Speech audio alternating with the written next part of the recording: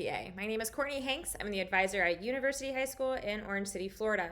I advise both the yearbook and the news program there, and I'm also co-director of District 3 for FSPA, and of course an FSPA member, just like you. So today we're going to be kind of spending some time just looking at Lightroom and how to use it to edit photography. So just going to give you a quick walkthrough of some of the features that Lightroom has. Lightroom is a photo editing software similar to Photoshop, but really meant for more batch editing, so editing large amounts of photos at once. If you are making edits to a single photo, it may be quicker and easier to just open up Photoshop and do that one image. If you are more into, if you go to like a football event, you take 1,000 photos, going through, selecting your top photos, bringing them into Lightroom, it's probably smart because it just gives you more tools to kind of create consistency among your images and to make edits that are very, very similar to one another.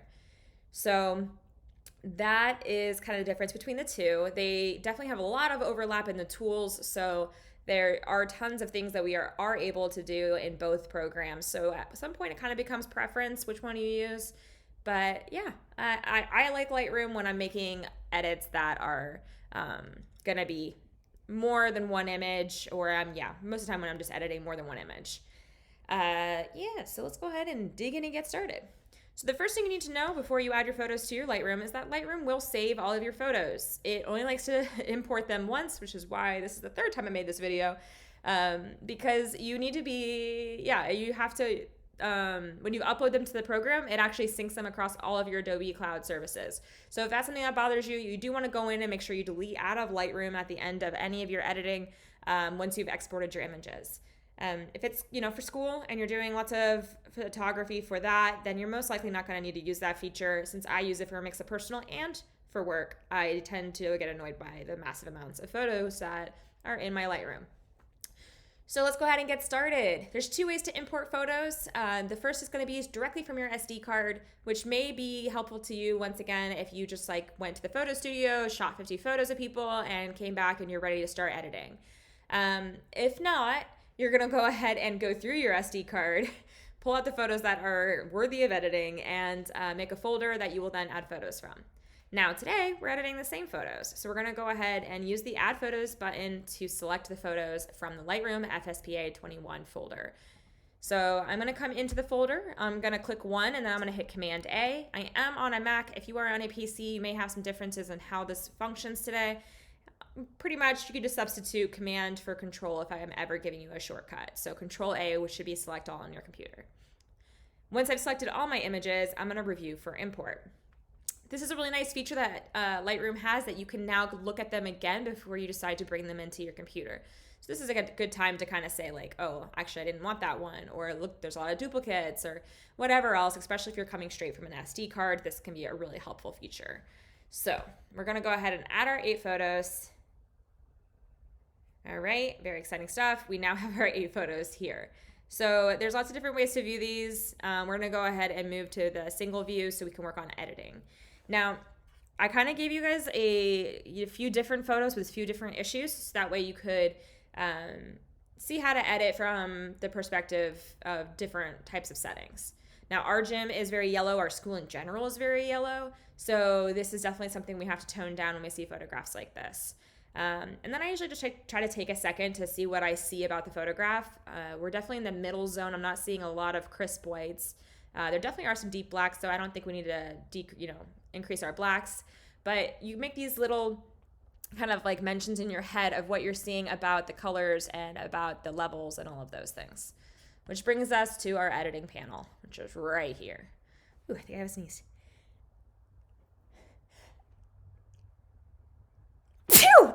Okay, of course, right in the middle of my recording. Sorry about that. Okay, so this is where you make the majority of your changes, especially for journalism, because things like the Band-Aid, we wouldn't use that for any type of candid photography, as it would not be journalistic, and it would be ruining the integrity of the photo. So we couldn't just say, we don't like her sitting here, let's move her. Not in journalism, guys. So this is where we make minor adjustments. Now, the exposure doesn't look too bad to me, but I might bump it just a tiny bit to bring out some of the detail.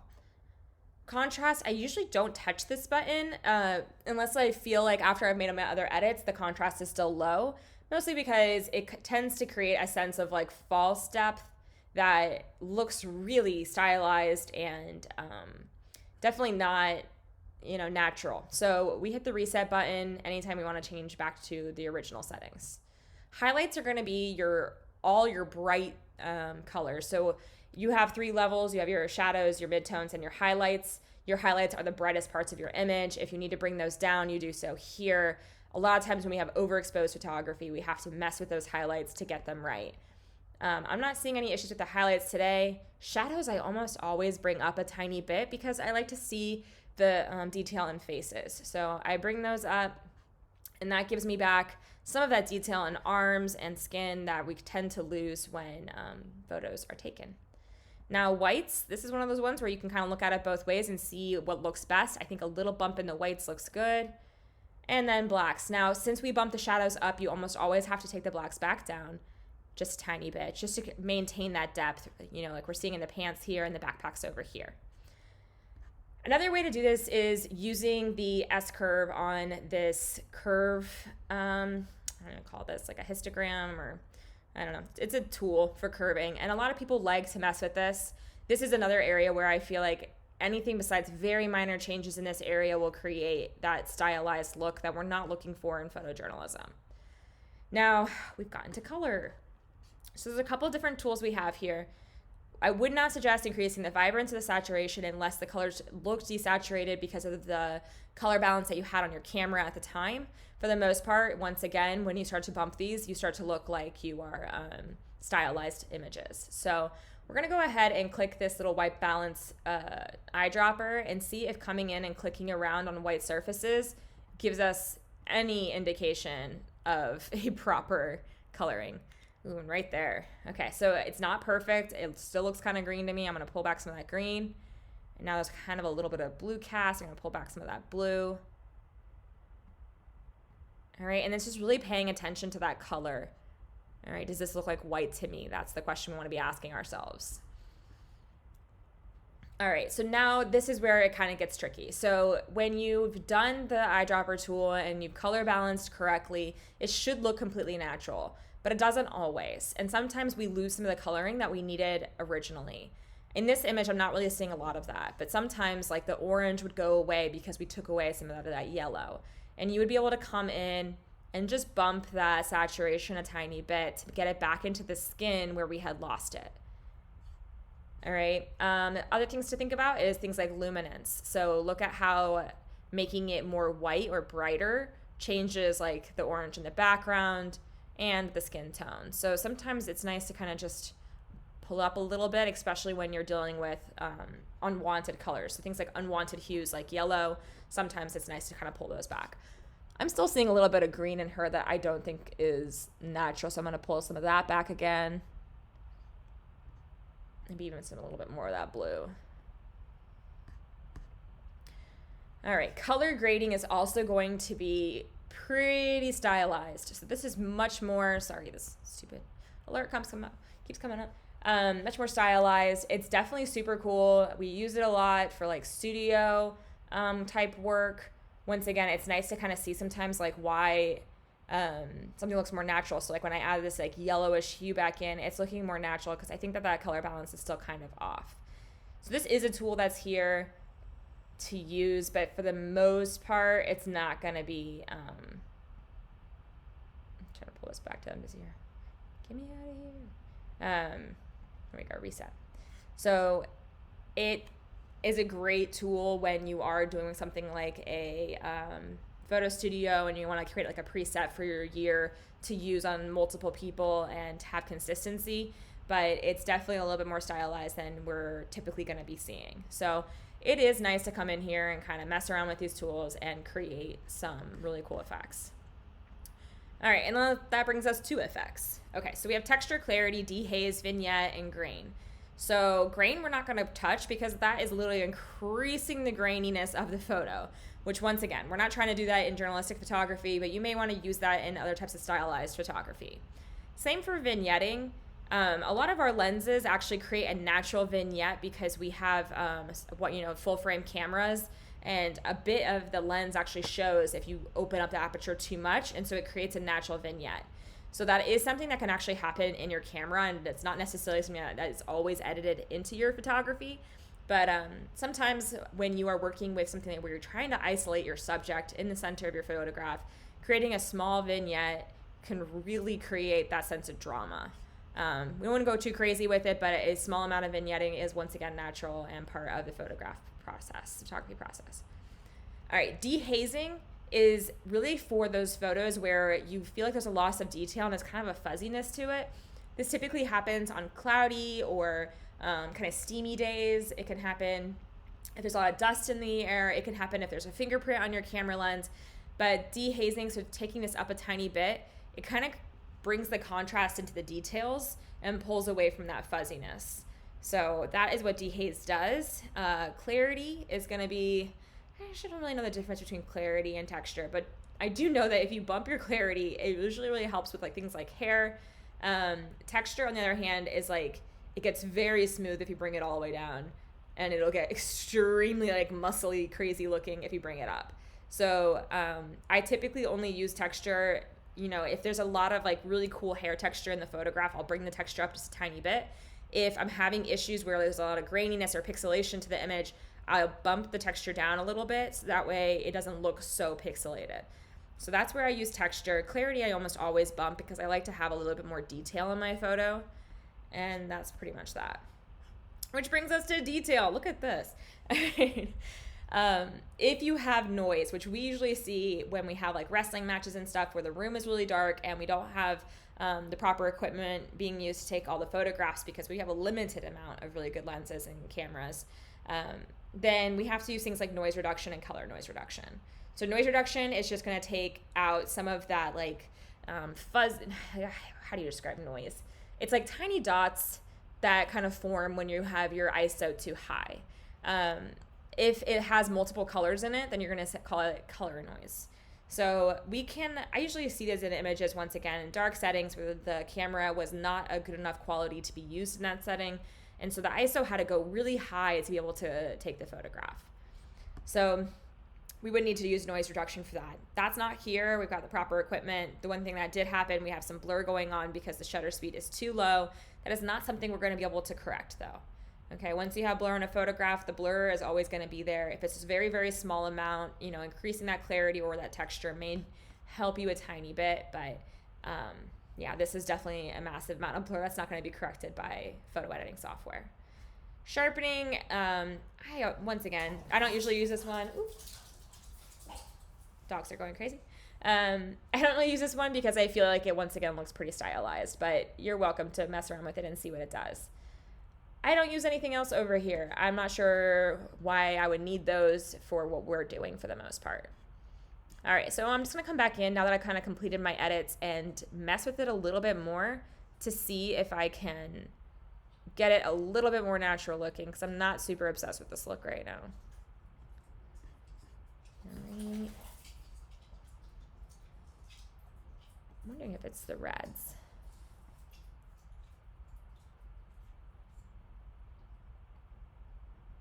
No, I don't think it's the reds. Yellows.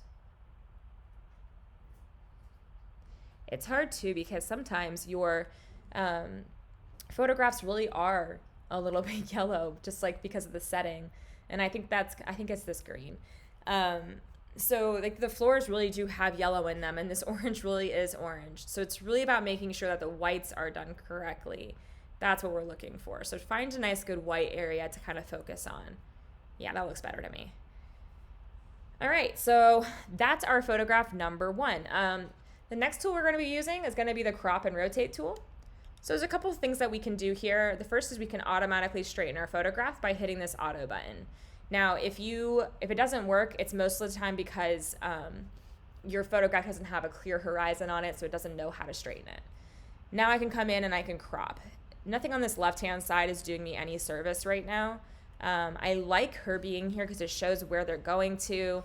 I don't think we need this top area. Don't want to cut off fingers. I wish she wasn't back here, but there's nothing I can do about it. I'm gonna bring that in just a tiny bit.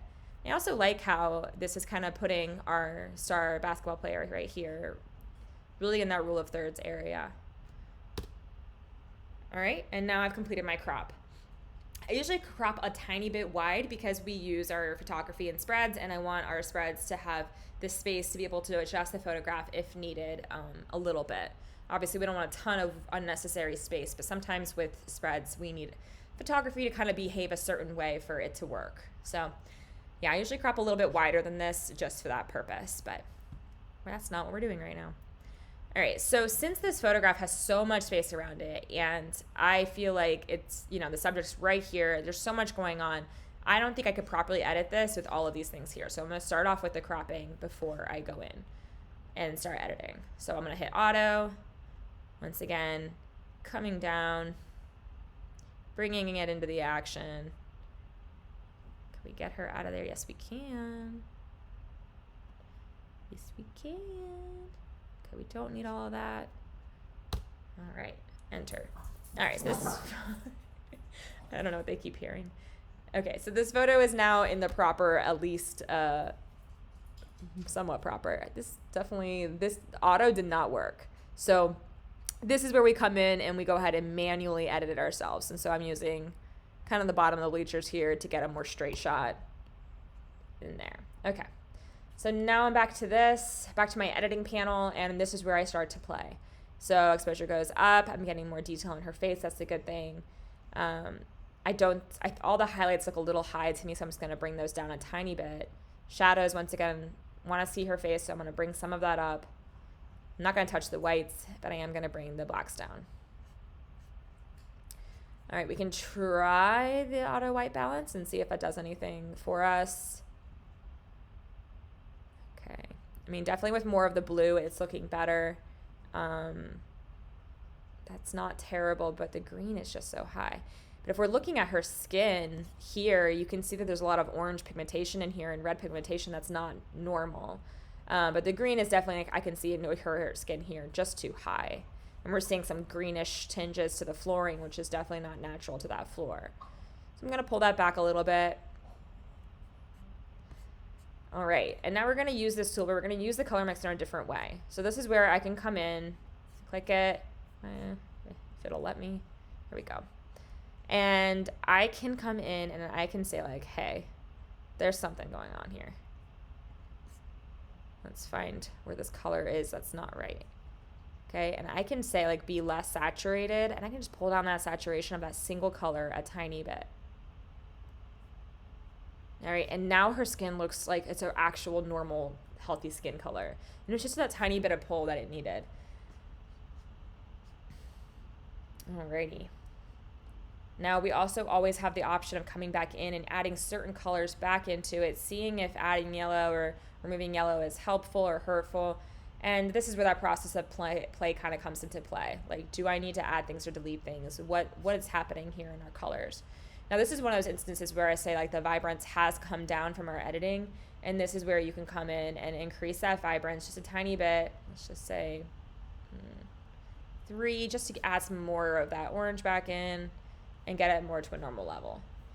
I think if we actually bump the blacks, we might see more of that. Yeah. All right, and this is an example too of that tiny bit of blur being corrected a little bit by adding in some of that clarity. We are seeing some of that fuzziness, so we are going to add in some of the dehaze just to bring up that contrast and the details of their faces. I usually pay a lot of attention to faces as I edit, because that's what we want to look normal and natural. All right, and that's it. That's the whole thing. Now there is a little bit of noise on this. We can see that there is some... Okay, I still got my tool. Gotta put it away. Okay, now I can grab. You can see there's some noise in here. If we wanted to make some of that correction, we could by coming in and doing like some noise reduction.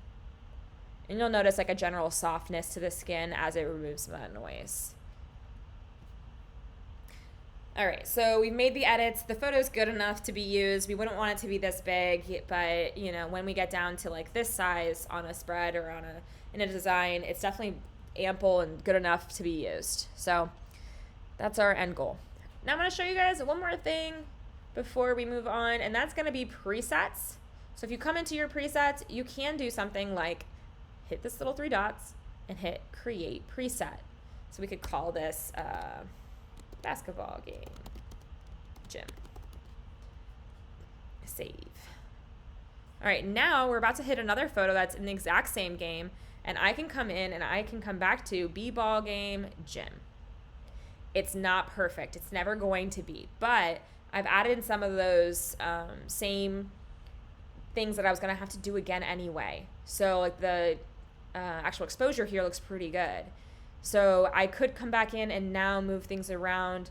This one's definitely a little bit darker, so I could up that exposure a little bit and just make my edits from there. But notice that all the settings that I had for that last photograph are now here and available and being used in this photograph. So that is a great way to kind of quickly make mass edits, and that's what we're talking about with the benefits of Lightroom. All right, for time's sake, we're going to move on. Now, because we're journalistic, I shouldn't be using these other tools, but I am going to show you guys some other things that you can do inside Lightroom. Now, this photograph is such a great photo. This is one of my kids, Sammy. She's got this crazy look on her face as she lifts this. Love, love, love. So many things about this. Just going to come in, make some of these minor edits. And let's see. Doesn't look like it really needs any color balance. I try to teach my kids to color balance in camera because that is way preferential than anything else. Let's just do a slight dehaze to get some of that detail back. Maybe add a little bit of texture so we can really see her hair and her expression here. Okay, so that's done. Once again, not a terrible photograph to begin with, so we didn't have to do too much editing. But now I can come in and get it down to at least size, cut out some of this excessive background, people noise that's distracting from our girl Sammy here. Okay, and now I'm going to show you guys the other tools. So the first one is this Band-Aid tool. It's called a healing brush. This is more used for things like skin. So if there was something that I needed to remove from her skin, I could. Once again, journalistically, that would not be the case, but I did want to point out that this is a tool that is able to be used. The next is a brush, which is more journalistic in a sense. This is a great photo with her eyes open and clear, but sometimes, especially in the photo studio, eyes can really lose their luminance. So this is a great tool to use to kind of color correct like the shadow of the eyelashes on the eye. So you can come in and you use this brush kind of like a paintbrush, just right on those areas, and then you can, slightly increase that exposure. You can bring shadows up and down to create more contrast. You can increase contrast manually. Looking at the blacks coming up and down, like Sammy's eyes actually are she's lost some detail here because of the glare of the light. So bringing those blacks down kind of brings out the brown in her eyes. Clarity, dehaze. And it's a really subtle effect, but especially when, once again, like I said, in the studio where we have lights on them and the shadowing that's been created, you sometimes need to do some eye editing. So that is how you do that with the paintbrush. This is a linear gradient, which I'm not going to lie, I don't use very often, but radial gradients I love. Once again, for regular life photography, not for journalistic photography. So make sure that if you are doing edits like this, that this is not necessarily for your actual journalism, because it can be a little bit misleading to change the actual lighting this drastically. Okay, so you're going to pay attention to this little button here called invert. So when I have this, let me say hovered, and I don't have invert clicked, she is the one being edited. So this is if I needed to change something. So maybe Sammy is really dark, but the background's really bright. So this is how I can make an edit that would apply just to that area that has that red haze over it right now. But most often it's the reverse. We edit a photograph and the main area looks perfect, but the outside is not only distracting, but it's also not properly edited. So this is where we can make those more, you can kind of see dramatic, but very, very cool effects. So I can kind of even blur it a little bit, take down no, we're not gonna do that. Clarity, take down the clarity. We can darken the shadows a bit, but things like that just make the photograph more dramatic. And bring the focus back to the subject of the image. So those are some of the other tools that you have available to you in Lightroom, should it be appropriate for you guys to use them. Great looking photograph. Sammy, keep lifting weights and being awesome. Alrighty, so I don't know how much more editing you guys need to see from me. Let's do one that's kind of dark like this. So coming in, gonna adjust it to be, straight so it's not so crazy. Gonna crop the action. We don't want to lose the balls. We want that in there, but getting it a little bit closer. And then we've got our basic edits. So exposure, it's definitely too dark. Never touching contrast unless I absolutely need to. The highlights are kind of high, but definitely the shadows are low.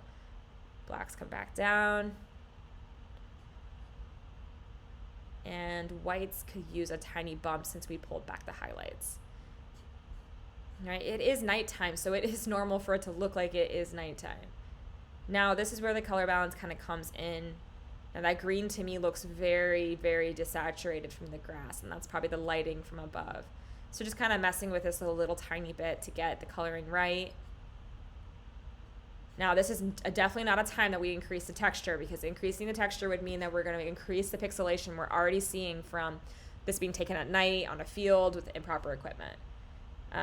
Clarity as well. We can try the dehaze a tiny bit to see if it does anything. I'm not liking it. I think it's too dramatic. Well, not dramatic. It's too much editing when it comes to a photograph that is this pixelated and has this much noise. So once again, we can come into our noise tool and pull back some of that noise. Realize what it's doing, guys. It's not magic. It's smoothing out those little tiny dots to be more of a smooth surface. So if you bring up that noise reduction too high, people start to look like blurry cartoon characters. So it is something to keep in mind. A slight amount of noise reduction, though, is completely fine. Oh, stupid message. And this photograph looks 100 times better. On your keyboard, you have a left and right bracket. Okay. No? There we go. Okay. So it's going to be the backslash. So if you have a slash on your right-hand side of your keyboard, this is the backslash. When I tap it, it'll go from my original photograph to my edits. So we can see going through each of these, original, edited. Yeah, her coloring still looks a little bit off. Those gym photographs, once again, guys, if you can make that, the color balance in your camera versus after the fact, it is such a stronger, better effect. Here we're very dark and orange. Here we've got a lot more light going on. Getting more of that detail back into the photograph. All right, Sammy, darker, brighter, more detail, more proper lighting on her. All right, we didn't do that one, which I love this photograph because you get such an idea of what's happening in the room around this person lifting weights.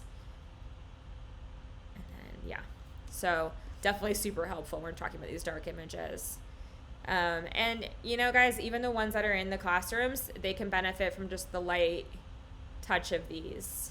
Once again, bringing up the shadows. You see how his face is so in shadow in the beginning. We can bring some of those up, pop those blacks back in when we're done to keep the blacks at what they're supposed to be. And I would say even this probably could use a tiny bit of warmth. But just like those tiny edits make a huge difference when it comes to your photography. So that is how you use Lightroom. Now, when it's time for you to export, you can come in, you can hold down the shift key, select all of the photos that you want. So you may realize after you've gone in that you don't want to edit all of the photos. You do want to make sure that you've selected all of the images that you do want to export though. And obviously you can use like the command key to deselect the ones that are not going to be exported. So this is your export button. You can come click here, especially if this is your first time doing it. You're going to want to go ahead and do custom settings. What's nice about custom settings is it will let you batch rename your photographs as you go into more options. So if this is like, spread, week 3 spread, we could start the number at, 1. We have JPEG, full size, 100%. You have options in here. You can do a TIFF or a DNG. A DNG file will actually save the presets that you use, which is kind of nice. Definitely a lesson for another day, but if you are wanting to share presets, that's how you do it. You use a DNG. But we want to make sure it is at full size because we are using these for publication, not touching any of this stuff. If you did want to change it, you could change it here to any of the other display settings. And that's it. Export 7 photos. I can make a folder and then export my images to that folder, and I'm done editing. It does take a minute. You'll notice a blue bar at the top as they export. But that is the basics of how to use Lightroom. You guys are gonna see mixed results just like you would in Photoshop. Some photos are easier to save than others. But I do suggest that no matter what, even if you think a photo is fine, bringing it into Lightroom and just looking at it, making sure the colors look good and that everything is ready for publishing. You know, we saw this photo of Sammy. She didn't look terrible here, but just a small amount of edits, like she really is like wonderfully lit at this point. And I don't know about you guys, but I always notice when we print our photos, they always come out a bit dimmer. So I try to edit a little bit on the brighter end when we are doing photo editing. All right, thank you for paying attention to this very long video. I hope you guys have a great day. Hope you're enjoying your FSPA time.